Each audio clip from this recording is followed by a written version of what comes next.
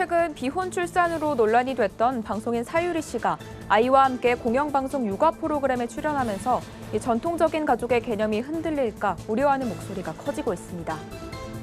한국교회연합이 5월 가정의 달을 맞아 미혼모자 가정에 아기용품과 후원금을 전달했습니다. 부산 지역을 예수 그리스도의 사랑으로 섬겨온 고신대 복음병원 제10대 병원장으로 오경승 교수가 취임했습니다. 장애인 일자리 창출에 앞장서고 있는 구딜 스토어가 경기도 성남에 12호점을 열었습니다.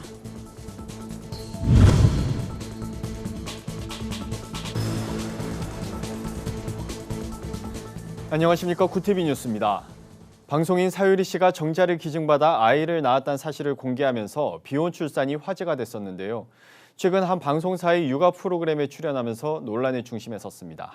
비혼 출산 사례가 긍정적으로 방송되면서 창조 질서는 물론 전통적인 가족의 개념이 흔들릴까 우려하는 목소리가 커지고 있는 건데요. 진은희 기자가 취재했습니다. 최근 한 방송사의 육아 프로그램에 비혼 출산으로 화제가 된 방송인 사유리 씨가 아이와 함께 출연했습니다. 일본 국적의 사유리 씨는 미혼 상태에서 자국에서 정자를 기증받는 보조생식수를 이용해 출산을 했습니다. 우리나라에서는 법률적 혼인관계에 있는 부부만을 대상으로 시험관 시술이 가능하기 때문입니다. 국내에선 불법인 비혼 출산 사례가 공영방송에 미화돼 나오면서 자칫 가정의 근간을 흔들 수 있다고 우려하는 목소리가 커지고 있습니다. 아버지가 누군지 모른 채 자라야 하는 아이의 입장을 고려하지 않았다는 비판도 나옵니다. 사유리 씨의 방송 출연을 중지해야 한다는 내용의 시청자 청원과 청와대 국민청원도 등장했습니다. 정상적인 임신과 출산 과정을 통해서 아이가 태어났다면 부모가 다 있었을 건데 사유리 씨 선택은 사실 존중돼야 되는 게 맞지만 그 아이를 생각을 하면 인생에서 이제 조금 다른 인생을 살게 한 것 같아가지고 좀 마음이 아픈 것 같아요. 그것도 좀 그렇더라고. 아빠가 없잖아. 혼자서 키운다는 게 좀 안타깝기도 해요. 애를 위해서도. 애가 나중에 아빠 엄청 찾는다니까 나는 왜 아빠가 없냐고 이렇게. 기독교 전문가들은 하나님의 창조 질서를 파괴할 뿐만 아니라 건전한 가족관을 무너뜨리고 사회 질서를 훼손시키는 것이라고 주장했습니다.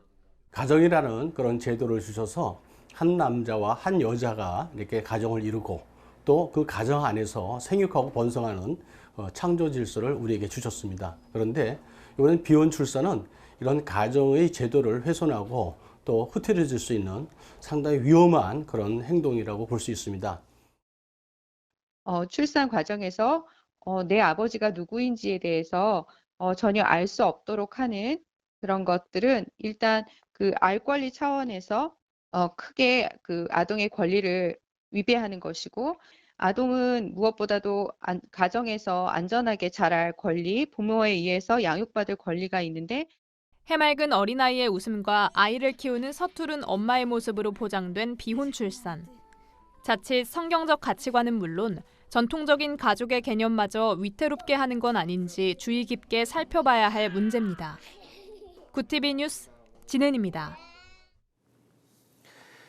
안타까운 사연으로 홀로 아이를 키우고 있는 미혼모자 가정. 생계를 유지하면서 아이를 양육하기가 정말 만만치 않은데요. 한국교회연합 여성위원회가 가정의 달을 맞아 미혼모자 가정 돕기에 나섰습니다. 박재현 기자의 보도입니다.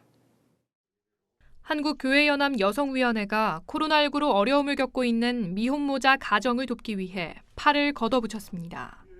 한교연 측은 이날 미혼모자 공동생활가정 꿈나무를 방문하고 100만 원의 자립지원금과 아기 물티슈, 기저귀 등 아기 용품들을 전달했습니다. 사회적 거리두기로 인해서 몸만 멀어지는 게 아니라 마음도 멀어지고 있는데, 그럴수록 한국 교회 성도들이 가난하고 병들고 소외된 이웃을 찾아가 돌보는 일에 앞장섰으면 좋겠습니다. 그래서 이런 마음으로 올해 또 꿈나무의 지원 행사에 참여하게 되었습니다. 한교연은 여성위원회 주관으로 매년 5월 미혼모 가정의 자립을 돕고 있습니다. 이번 후원금은 한교연 대표회장 송태선 목사와 상임회장 김효종 목사, 여성위원장 김옥자 목사 등의 후원으로 마련됐습니다. 전달된 지원금은 미혼모 자립을 위한 교육 프로그램과 생계 물품 등을 지원하는 데 활용될 예정입니다. 미혼모자 공동생활가정 꿈나무 원장 박미자 권사는 코로나19 상황 속 한교연의 나눔이 미혼모 가정에게 큰 용기와 힘이 될 것이라고 말합니다. 용기를 힘입어 우리 엄마들이 여기서 아이를 양육하면서 자립을 준비하는 곳입니다. 그래서 저희들도 중간에서 역할을 이들이 자립할 수 있도록 교육과 여러 가지 문화활동을 통해서 한교연 측은 앞으로도 소외된 이웃들을 찾아 돌보는 일에 앞장설 것이라며 이 시대 하나님이 주신 나눔과 섬김의 등불이 꺼지지 않길 소망한다고 전했습니다. 굿TV 뉴스 박재현입니다. 한국 전쟁이 한창이던 1951년부터 그리스도의 사랑으로 부산 시민의 아픔을 돌봐온 고신대 복음병원이 지난해 말 상급 종합병원에서 밀려나면서 위기를 맞았습니다. 이런 상황에서 제10대 병원장으로 취임한 오경승 교수의 어깨가 무거운데요. 복음병원이 어려움을 딛고 제도약에 성공할지 관심이 쏠립니다. 보도에 차진환 기자입니다. 아름다운 부산 송도 앞바다 언덕 위에 세워진 고신대학교 복음병원. 바보 의사로 불리는 고 장기려 박사가 1951년 한국전쟁 당시 설립한 병원으로 피난민들을 돌보고 부산 시민들의 아픔을 예수 그리스도의 사랑으로 치료해왔습니다. 올해로 설립 70년을 맞았지만 지난해 말 상급 종합병원에 재지정되지 못한 게 아쉬움으로 남습니다. 중증질환 환자군이 다른 상급 종합병원보다 높았지만 지방병원 특성상 전공의가 부족했던 것이 크게 작용했습니다. 최근 제10대 병원장으로 선출된 오경승 교수는 3년 뒤에 있을 상급종합병원 재진입에 총력을 다하겠다는 뜻을 밝혔습니다. 상급종합병원에 탈락되기는 쉬워도 다시 올라가는 건 더 어렵습니다. 우리가 1차적으로 비상경영대책위원회도 만들고 거기에 대한 TF팀도 꾸리고 지방 최초로 암센터를 개소해 부산의 암치료병원으로 자리매김하기도 한 복음병원. 이미 건강보험심사평가원으로부터 간암, 위암, 췌장암, 대장암, 급성심근경색증 등 적정성 평가에서 최고 등급인 1등급을 획득하기도 했습니다. 하지만 최근 복음병원에서 근무를 희망하는 인턴 수가 줄고 전문 인력이 부족하다는 평가도 받았습니다. 오신임 병원장은 가장 시급한 문제로 인력 수급을 꼽았습니다. 모교병원에 대한 인식을 좀 강화할 겁니다. 그리고 고신대학 출신의 그 전문의들이 밖에서 활약을 하고 있으면 제가 찾아가서 다시 모교로 모교를 모실 수 있는 그런 방안을 강구할 것이고. 현재 복음병원은 상급 종합병원 재지정 문제 외에도 내부 인사 등으로 내용을 겪고 있는 것으로 알려졌습니다. 지난 70년간 의술로 예수 그리스도의 사랑을 전해온 복음병원. 오경승 신임 병원장의 취임으로 복음병원이 제도약에 성공할 수 있을지 귀추가 주목됩니다. 굿TV 뉴스 차준환입니다.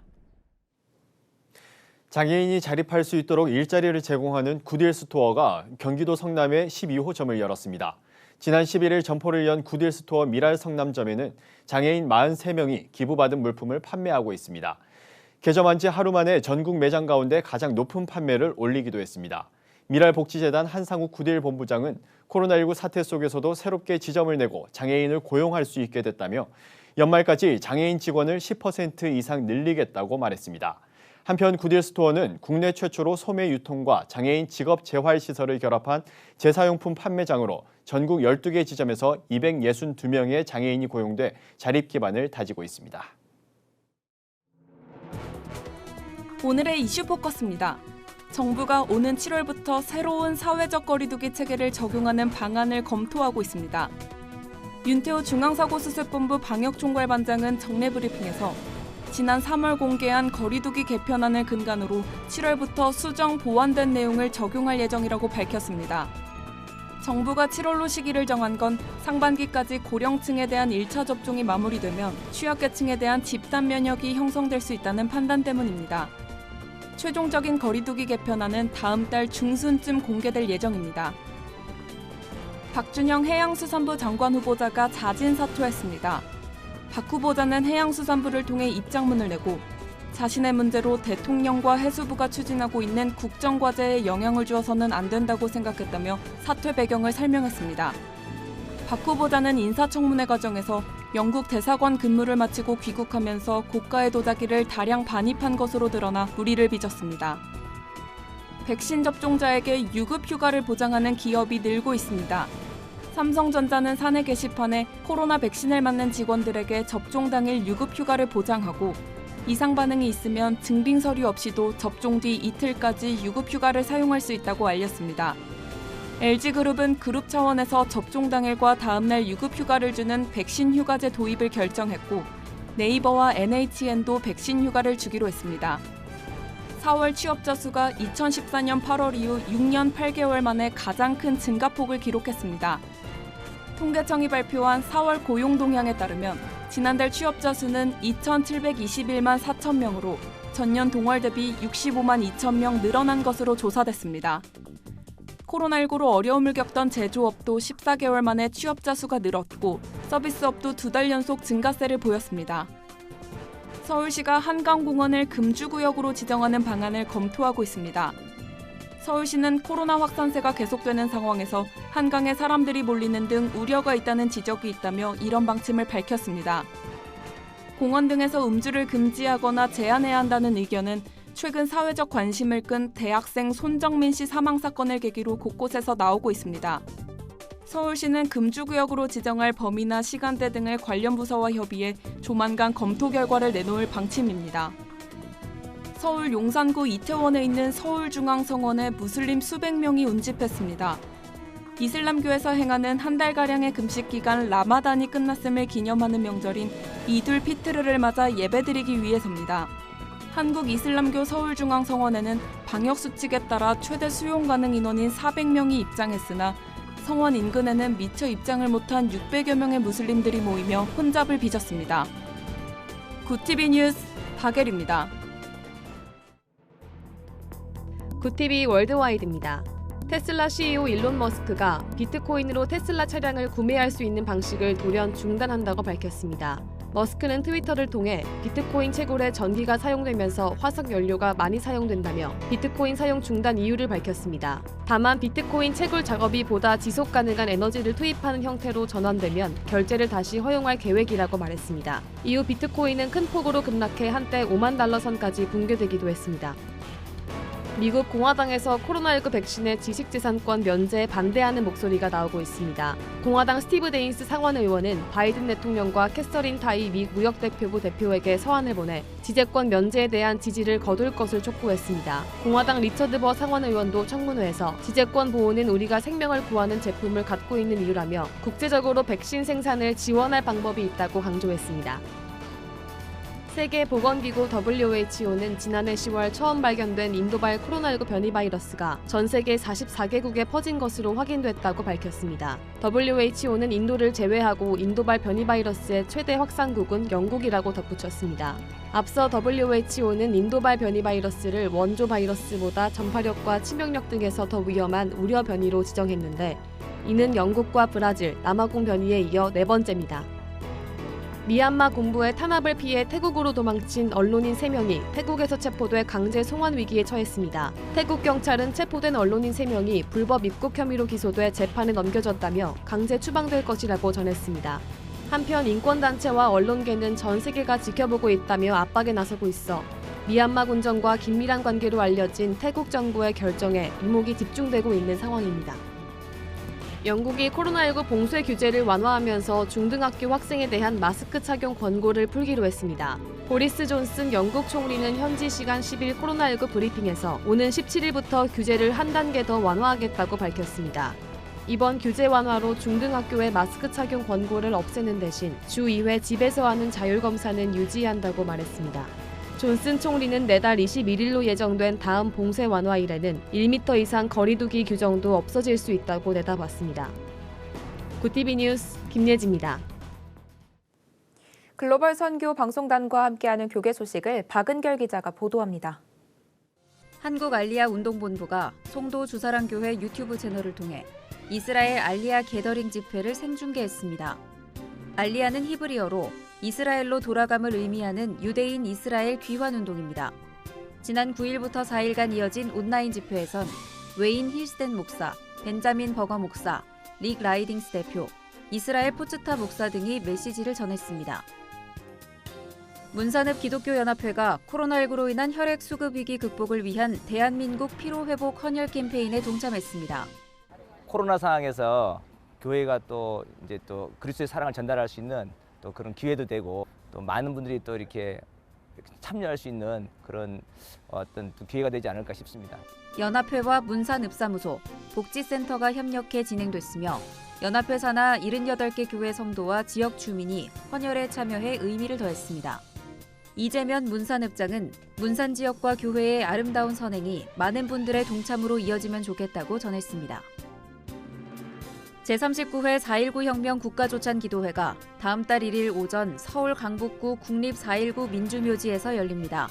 이 기도회는 4.19 혁명 정신을 계승하기 위해 매년 국가 지도자 및 각계 인사를 초청해 열리는 정기 행사입니다.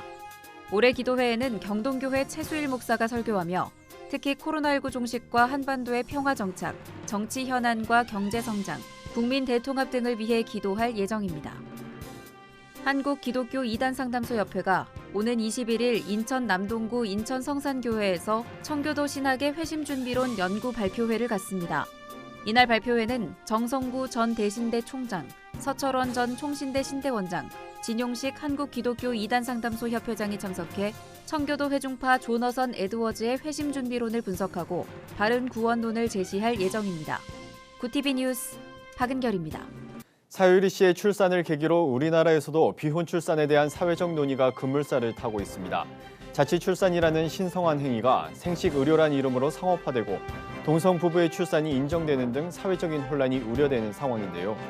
물론 선택의 자유는 존중받아야 하지만 생명의 존엄성마저 훼손하는 일은 없어야겠습니다. 네, 이상으로 뉴스를 마칩니다. 오늘도 함께해 주신 여러분 고맙습니다.